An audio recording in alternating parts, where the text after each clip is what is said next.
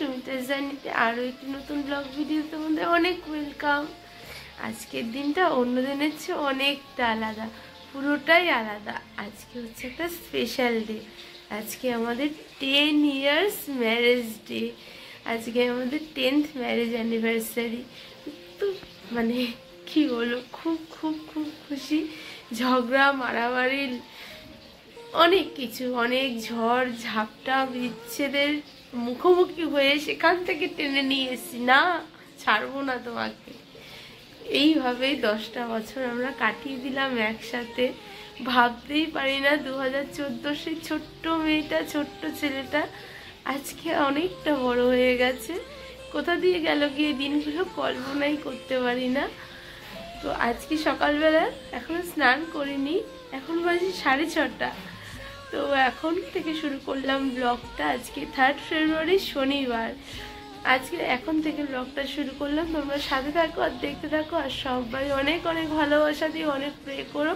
আমরা এইভাবেই শত লড়াই, শত ঝগড়া ঝামেলা, অশান্তি, বাধা বিপত্তি সব কিছুকে অতিক্রম করে আমরা যেন 100 বছর কাটিয়ে দিতে পারি একই সাথে, একই দুজনে দুজনের হাতটা ধরে। ও আমি যেমন, আমার ওকে ছাড়া চলবে না। আমার ঝগড়া করার জন্য হলো আমার বরকেই চাই। দেখতে থাকো ব্লগটা, আশা করি তোমাদের ভালো লাগবে। হ্যালো বন্ধুরা, দেখো আমি স্নান করে চলে এসেছি, শ্যাম্পু করেছি, আর দেখো একটা নতুন নাইটি পরে নিয়েছি। নতুন নাইটি পরেছি আজকে। আর আমার পুজো দেওয়াও কমপ্লিট হয়ে গেছে, সব পরিষ্কার করে গুছিয়ে রেখে ঝপঝপ আজকে ঝপঝপ করে তাড়াতাড়ি করে করেছি, দেরি করিনি। আমার একটু টাইম লাগে পুজো দিতে বা বলো রান্না করতে, যে কোনো কিছুতে আমার একটু টাইম লাগে। তো আজকে তাড়াতাড়ি করে করেছি। এখন কিছু আর খাবো না, যাবো এক জায়গায় পুজো দিতে। তো কোথায় যাচ্ছি পুজো দিতে, কথাটা জড়িয়ে যাচ্ছে। পুজো দিতে কোথায় যাচ্ছি সেটা তোমাদের বলছি না, তোমরা আমার সাথে থাকো আর দেখতে থাকো আমি কোথায় যাচ্ছি, আজকে সারাদিন কিভাবে আমি কাটাচ্ছি। আমি না, আমরা কিভাবে কাটাচ্ছি সেটাই দেখতে থাকো। আর আমার জীবনের সবথেকে খুশির দিনগুলো, দুঃখের দিনগুলো যেমন তোমাদের কাছে তুলে ধরি, আমার আনন্দের দিনগুলো আমি সবসময় তোমাদের সামনে এনে দাঁড় করাবো।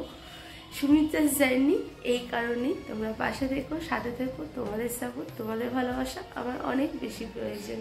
চলো তাহলে ব্লগটা দেখতে থাকো, কন্টিনিউ করো, স্কিপ করো না কিন্তু একটুও। পরে আবার দেখা হচ্ছে। তো দেখো সকালবেলায় স্নান টান করে একটা নতুন নাইটি পরে নিয়েছিলাম। আর আগের দিনের ব্লগে তোমাদের দেখিয়েছিলাম যে একটা ফ্লাওয়ার ভাস কিনেছিলাম পোড়ামাটি ময়ূরে। তো ওটার মধ্যেই তোমাদের দাদা অ্যানিভার্সারির আগের দিন রাতেরবেলা রজনীগন্ধা আর গোলাপ নিয়ে এসেছিলাম আমার জন্য। তো সেটাই ভাবছিলাম হচ্ছে ভাসটার মধ্যে সাজিয়ে রাখবো, কিন্তু কি অবস্থা দেখো। মানে ভাসটা হচ্ছে যেহেতু পোড়া মাটির ছিল না, বুঝতেই পারিনি যে ভাসটার তলাটা পুরোটা ফাটা, জানো। মানে জল দিতে না দিতেই দেখছি জল গড়িয়ে গড়িয়ে পড়ছে। আমি ভাবছি কোথা থেকে জল পড়ছে, তারপর দেখছি ভাসটার মানে চারদিকটা মানে চিট ধরা মতন। তো আমার তো খুব মন খারাপ হয়ে গেছিলো, কিন্তু কি করব, তখন কিনে ফেলেছি। আর সেই মোমেন্টটা আবার গিয়ে কিনে এনে তারপরে ফ্লাওয়ার রাখার সময় বা অবস্থা পরিস্থিতি ছিল না। তো আমি একটা বাটির মধ্যে ভাসটাকে বসিয়ে তার মধ্যে ফুলগুলো রেখেছিলাম, যাতে জলটা পড়লে বাটিটার মধ্যে থাকে, পরে আবার আমি ফেলে দিতে পারি। তো সেইভাবেই রেখে দিয়েছিলাম। আর কি করব, মানে শখ করে কেনা জিনিস যদি খারাপ হয়, যা মন কেমন হয়। ফুলগুলো তোমাদের দাদা রাত্রেবেলা নিয়ে এসেছিল, কিন্তু সাজানোর মতন আর তখন শরীর খুব খারাপ ছিল, আর সাজাইনি। আর দেখো এই ভাসটা কিনেছিলাম পোড়া মাটি, কিন্তু তলা থেকে না জল পড়ছে। এই জন্য আমি একটা স্টিলের বাটির মধ্যে ভাসটাকে রেখে ফুলগুলোকে লাগিয়েছি। একটা ভাস কিনে আনবো, কিনে এনে তারপর ফুলগুলোকে রাখবো। তো কেমন লাগছে অবশ্যই জানিও। তো চুলগুলো এখনো শুকায়নি, শুকালে চুলগুলো রেডি হব। কোন শাড়ি পরবো, কি পরবো সবই দেখাবো তোমাদেরকে। দেখতে থাকো ব্লগটা, আশা করি তোমাদের ভালো লাগবে। দেখো আমি এই শাড়িটা পরবো, এটা হচ্ছে ওপারা একটা কালো, আর এটা হচ্ছে হাফ লাল আর হাফ কালো। চলো পরে এসে তোমাদের দেখাচ্ছি। তো দেখো ফ্রেন্ডস, আমরা তো রেডি হয়ে গেছি, যে তোমাদের দাদা আর আমি একটা লাল কালো ওপারা পরেছি, আমি হাফ হাফ। তো চলো বেরিয়ে পড়ি এবার, অনেক দেরি হয়ে যাচ্ছে। আর আমাকে কেমন লাগছে অবশ্যই কমেন্টস করে জানিও। আর আমাদের দুজনকে তাকাও, আমাদের দুজনকে কেমন লাগছে অবশ্যই কমেন্টস করে জানিও। তো চলো আমরা কোথায় যাচ্ছি তোমরাও আমার সাথে থাকো আর দেখতে থাকো ব্লগটা। তারপর দেখো দুজনে রেডি হয়ে আমরা বেরিয়ে পড়েছি রাস্তায়। আমরা যাব হচ্ছে বড় মাকে পুজো দিতে, মানে নৈহাটির বড় মার কাছে। অনেক দিনের ইচ্ছে ছিল, যাব করে যাওয়া হচ্ছিল না। তো অ্যানিভার্সারির দিন ঠিক করে নিয়েছিলাম যে না, বড় মার কাছেই যাব। তো ফার্স্টে তোমাদের দাদার সাথে কথা হয়েছিল যে আমরা বাইকেই যাব, কিন্তু ওকে আবার কে বলেছে যে ওখানে নাকি বাইক রাখার জায়গা নেই। তাই জন্য আমরা ব্যারাকপুর স্টেশন অবধি চলে এসেছিলাম। এসে ট্রেনের টিকিট কেটে ট্রেনের অপেক্ষায় বসেছিলাম। আর ওপারে দেখো 1 নম্বরে ওখানে হনুমানজির মন্দির। যদিও আমি কখনো মানে ব্যারাকপুর স্টেশনটায় আমি কখনো এখান থেকে ট্রেনেও উঠিনি আর আসিও নি, মানে স্টেশনে বলছি। কিন্তু আমি গেট পারাপার তো রোজই হচ্ছি, বাইরে খেতে গেলে ঘুরতে গেলে তো শুধু গেটটা তো পার হতেই হয়। কিন্তু এই যে স্টেশনে ওঠা এইগুলো, মানে আমি যেহেতু ট্রেনে যাই না, আমি তাই ট্রেনে মানে ব্যারাকপুর স্টেশনটা ভালো মতন চিনি না। তো যাই হোক, আমি আর ও দুজনে মিলে স্টেশনে গিয়ে বসে রয়েছি। 8 ঘন্টা 45 মিনিটের ওপর কোনো ট্রেন নেই। তখন তো আমার খুব রাগ উঠে যাচ্ছিল, আমার না শরীরটা খুবই খারাপ ছিল। আর সেদিন প্রচণ্ড রোদও উঠেছিল, 3 ডিসেম্বর। তো দেখো রোদও উঠেছিল, তো ভালো লাগছিল না। তারপর তোমাদের দাদার সাথে রাগারাগি করে আবার বাড়িতে গেলাম। বাড়ি থেকে 2টো হেলমেট নিলাম, বাইক তো স্টেশনেই ছিল। হেলমেট নিয়ে তারপর আমরা কিন্তু বাইকে করেই আমরা বড় মার কাছে গেছিলাম। আর সেখানে বাইক রাখার জায়গাও ছিল, কোনো অসুবিধাই হয়নি। আর এখানে দেখো আমরা পৌঁছে গেছি বড় মার কাছে। এখান থেকে আমরা ডালা কিনে নিয়েছিলাম। কিনে দেখো ওপাশেই হচ্ছে মন্দিরটা। আমার খুব খুব খুব ভালো লেগেছে। আর আমার অনেক দিনের একটা ইচ্ছা পূরণ হয়েছে। আমি বড় মার মন্দিরে যেতে পেরেছি, সামনে থেকে বড় মাকে দেখতে পেরেছি। সবাই বলে বড় মা কাউকে ফেরায় না। আমি জানি না, আমি আমার মানত, আমার ইচ্ছা, আমার স্বপ্ন, আমার শখ সমস্ত কিছু যে একটা জিনিসকে ঘিরেই। তো সেই ইচ্ছাটা আমি আমার বড় মাকে জানিয়ে এসেছি। জানি না বড় মা কী করবেন, সেটা বড় মার হাতে। যাই হোক, আমরা পুজো দেওয়ার জন্য এখান থেকে ডালা কিনে নিলাম। আর এখানে ব্যাগ জুতো সমস্ত কিছুই রাখা যাচ্ছিল। আর ভিড় ভালোই ছিল, আমাদের যেতে যেতে বেলাই হয়ে গেছিলো। ওই যে আমরা কিন্তু 11টার মধ্যে বেরিয়ে গেছিলাম, যদিও আমাদের অনেক সকালেই বেরোনো দরকার ছিল, কিন্তু সেদিন শনিবার ছিল আর বেলাও হয়ে গেছিলো। যাই হোক, তো আমরা মন্দিরে ঢুকে গেছি। দেখো মন্দিরের সামনেটায় হচ্ছে ক্যামেরা করা যায় না, কারণ ওখানে হচ্ছে দড়ি মতন ফেলে দেয়। তো দেখো এখানে যেখানে দড়ি ফেলে সেই সামনে গিয়ে আর ক্যামেরা করা যায় না। তো আমি দূর থেকে বড় মার ছবিটা ফোকাস করে তুলে নিয়েছিলাম, ভিডিও করে নিয়েছিলাম। আমার খুব ভালো লেগেছে, মানে অনেকটা শান্তি পেয়েছি মনে। তো পুজো টুজো দিয়ে লাইন পড়েছিল, খুব বেশি লাইন না, তবে লাইন ছিল। 2:30-এর মধ্যে বন্ধ হয়ে যায় বড় মার মন্দির বলছিল, ওখানে সবাই শুনছিলাম। তো আমরা ব্যারাকপুর চলে এসেছি।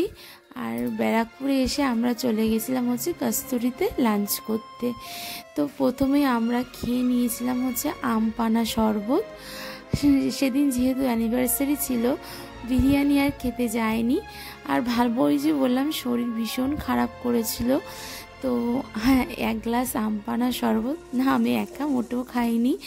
আমি 1 গ্লাস জলও পর্যন্ত খেতে পারি না, মানে খেতে পারি না, তো শরবতও খেতে পারি না। তো এখানে ফার্স্টেই তো এখানে দেখো আমরা নিয়ে নিয়েছিলাম ফিশ ফ্রাইও তোমরা আগেই ভিডিওতে দেখেছো যে আমি খুব একটা পছন্দ করি না। তো যাই হোক, যখন ভিডিও করছি, ভিডিও করার জন্য যেটুকু খেতে হয় খেয়েছিলাম, বেশ ভালোই ছিল খাওয়ার। আর আমরা ওই দিনকে অর্ডার দিয়েছিলাম হচ্ছে আমরা দিয়েছিলাম হচ্ছে মহারাজা থালি। আর মহারাজা থালির মধ্যে অনেক কিছুই ছিল, তবে একজনের জন্য এনাফ, তবে দুজনের জন্য এটা এনাফ নয়। আর এটা ভালো লাগলো যে কস্তুরিতে কিন্তু থালি শেয়ারেবেল। অনেক জায়গাতেই আমি ফুড ব্লগিংয়ে দেখেছি যে থালি নাকি শেয়ার করা যায় না, মানে শেয়ার করে খেতে পারে না, কিন্তু কস্তুরিতে সেরকম কিছু নেই, ওখানে শেয়ারেবেল রয়েছে। তো আমরা একটাই থালি নিয়েছিলাম, আর পরে আমরা ভাত এক্সট্রা নিয়েছিলাম। তো থালিতে ছিল হচ্ছে সোনামুগের ডাল, বাসমতি রাইসের ভাত, বাসমতি রাইসের পোলাও, আর ছিল হচ্ছে ঝুরঝুরে আলু ভাজা, কচু পাতায় হচ্ছে চিংড়ি মাছ, একটা বড় চিংড়ি, গলদা চিংড়ি যেটা, আর ছিল হচ্ছে মাটন, টমেটো চাটনি, মিষ্টি মানে হচ্ছে দই ছিল, পাঁপড় ছিল। এই হচ্ছে মহারাজা থালি। বেশ ভালোই ছিল, কিন্তু থালিটা খেতে খুবই ভালো ছিল, টেস্ট নিয়ে কিছু বলার নেই, খুবই ভালো কেটেছে সেই দিনটা আমাদের। এখন আমাদের 10 বছর অ্যানিভার্সারি।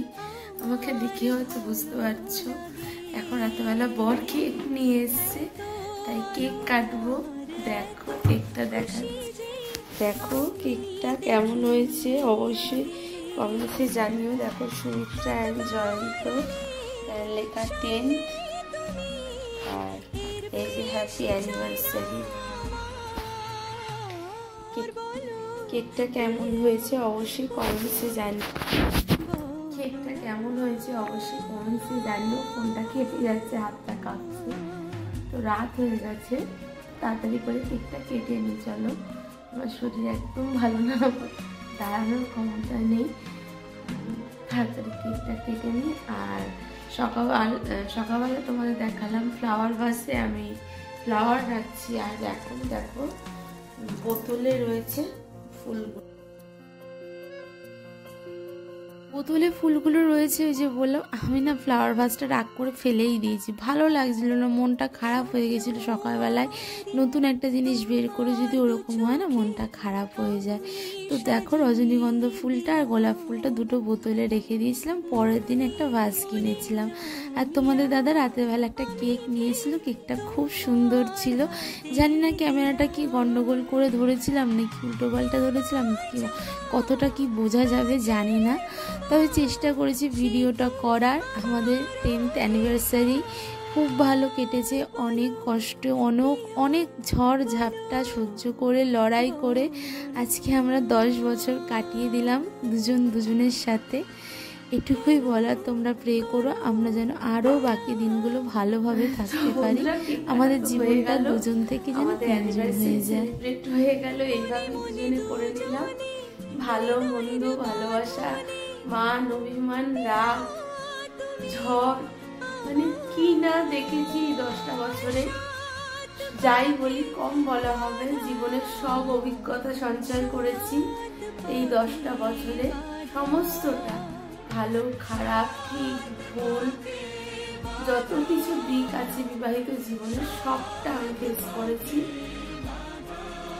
তো এইভাবেই আরো অনেকগুলো বছর যেন কাটিয়ে দিতে পারি একে অপরের জন্য।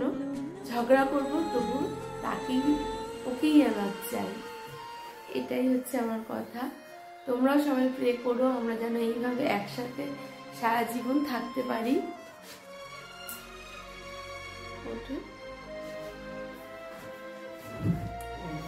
এইভাবে আমরা যেন সারা জীবন একসাথে থাকতে পারি, এটাই প্রে করো।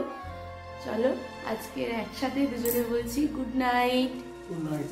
সবাই খুব ভালো থেকো, সুস্থ থেকো, সাবধানে থেকো। দেখা হবে নতুন কোনো দিনে নতুন কোনো ভিডিওর সাথে। ততক্ষণের জন্য আমার পাশে থেকো, আমার সাথে থেকো।